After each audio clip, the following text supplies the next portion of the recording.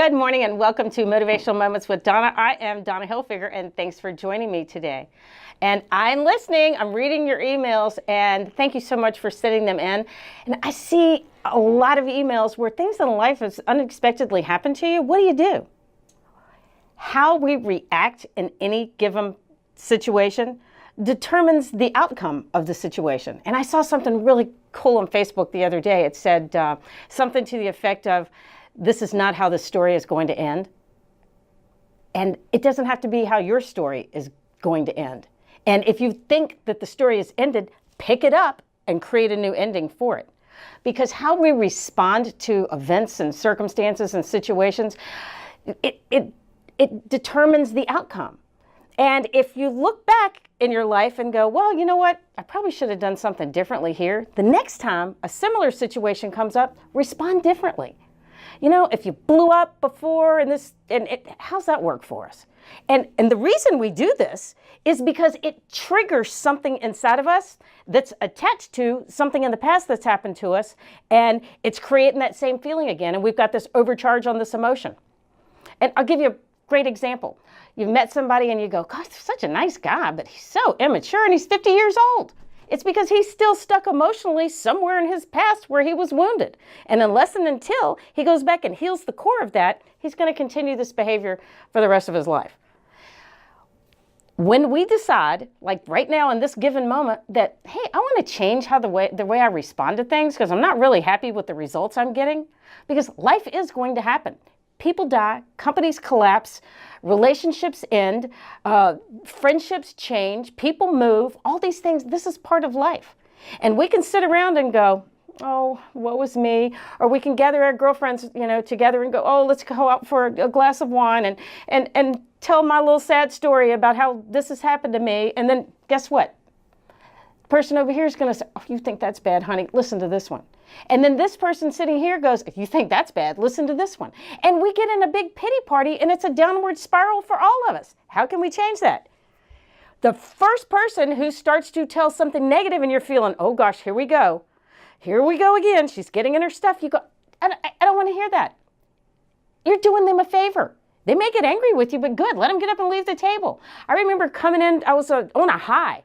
We'd gone out to dinner with a big group of people and I was on a high. I'd just come back from Colorado and I'd done this weekend seminar and I was on fire, and I sit down at the table and somebody sits beside me and I'm just like, oh, I'm like this. That's me. That's me. When I'm in my element, I was like, I'm just so excited to be living life. The person sitting beside me, this is what he said to me. He goes, you're too positive for me, and got up and moved to the end of the table. I could have gone, oh my gosh, did I hurt his feelings? I was like, thank you, Jesus.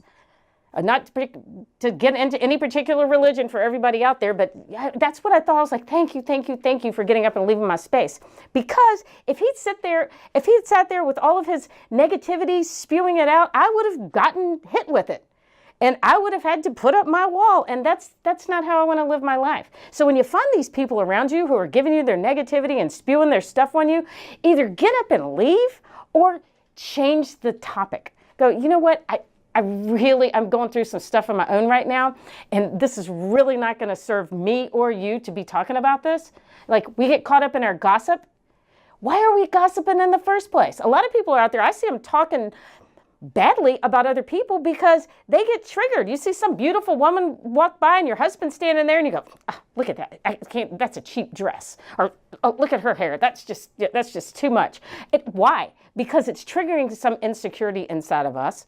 So the next time you're out there and you're wanting to gossip about somebody or talk badly or talk negatively, why? Check in and ask yourself, why am I behaving this way? Why am I saying these things?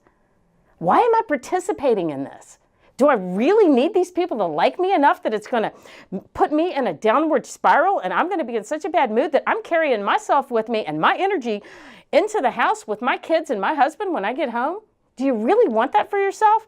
When you could choose to be the shining light and go, hey, I'm switching this here. We came out to have a good time. Now let's go around the table and talk about something we're grateful for.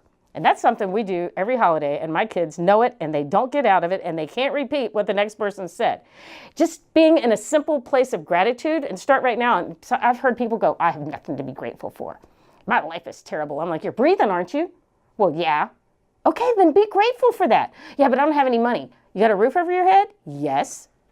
Okay, then be grateful for that. Start where you are and make a gratitude list. That's the biggest thing that I've seen and the greatest exercise that I give people. When we start to be grateful for things and get that gratitude momentum going in our minds and in our subconscious and in our bodies and feel grateful, that is a game changer for us. That's a game changer when you get around with your friends and you're trying to one-up each other with your woe is me stories. Get into a one-up. You think that's great? I've got something even better. This amazing thing happened to me. And I saw that this was going to happen this way, and I decided in that moment, I know how this story is going to end, and that's not going to be the ending of my story. I get to choose, and so do you.